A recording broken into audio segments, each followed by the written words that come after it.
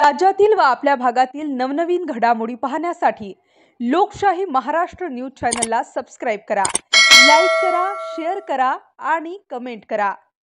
साहेब, आज प्रहार संघटनेने शेतकऱ्याचा 7/12 कोरा करण्यासाठी सांगोलीमध्ये रस्ता रोको केला आहे, त्याला तुम्ही पाठिंबा देत आहेत, काय भावना आहे तुमची? निश्चितपणे कोणतंही सरकार असेल तर त्याचा मुख्य गाभा हा बळीराजा असतो।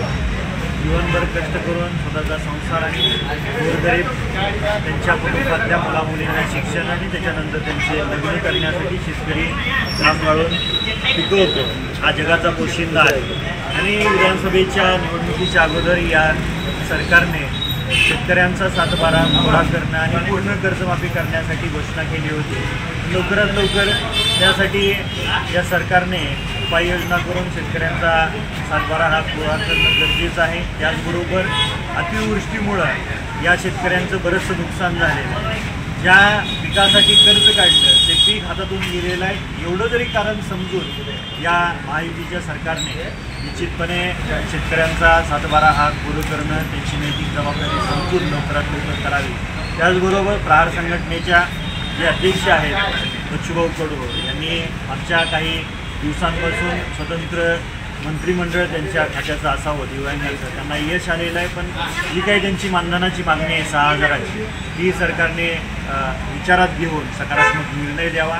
इतरही काही दिव्यांगाच्या मागण्या आहेत। सांगोला तालुक्यासारख्या या राज्यातल्या हजारो तालुक्यांमध्ये दिव्यांगाचं एक चांगलं भवन उभं राहावं आणि इतर ज्या काही त्यांच्या मागण्या आहेत त्या सरकारने लवकरात लवकर सकारात्मक विचार करून त्यांना त्यांच्या मागण्या पूर्ण करण्यासाठी निर्णय घ्यावा।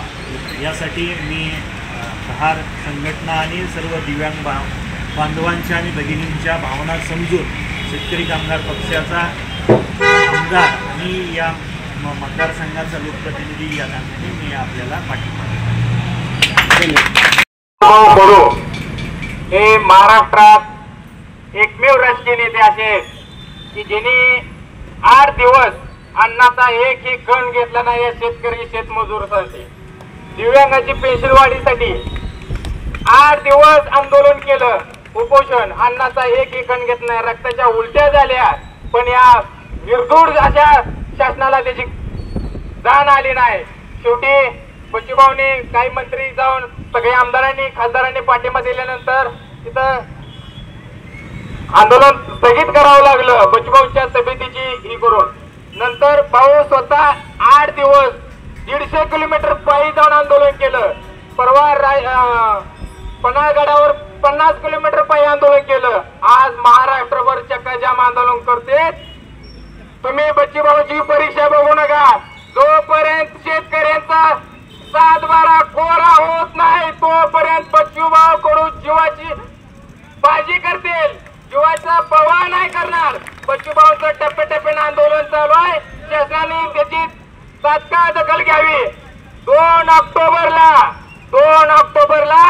ट्रॅक्टर मोर्चा मंत्रालयात बच्चूभाऊ कडून येणार आहेत। आम्ही वेळोवेळी शासनाला वेळ दिलेला आहे, प्रत्येक वेळी शासनाला सवड दिलेला आहे, समिती नेमो हे नेमो, आम्ही प्रत्येक वेळेस वेळ दिल्या।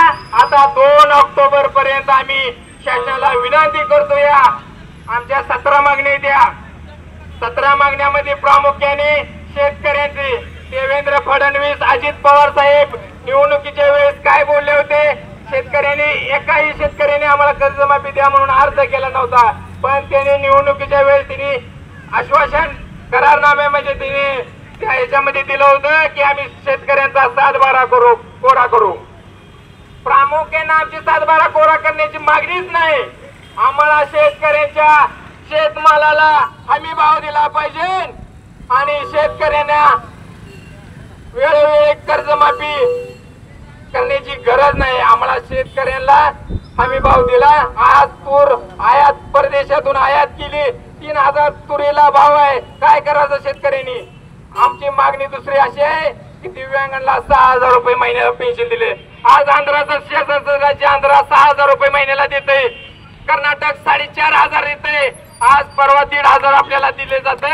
आज गेल्या कॅबिनेटच्या 2 दिवसापूर्वी 1,000 रुपये मंजूर केले, म्हणजे 2,500 रुपये पहिली मागणी आपल्याला मान्य केलेली आहे। मला एकच म्हणायचं आहे की आमचा दिव्यांगांचा अंत पाहू नका।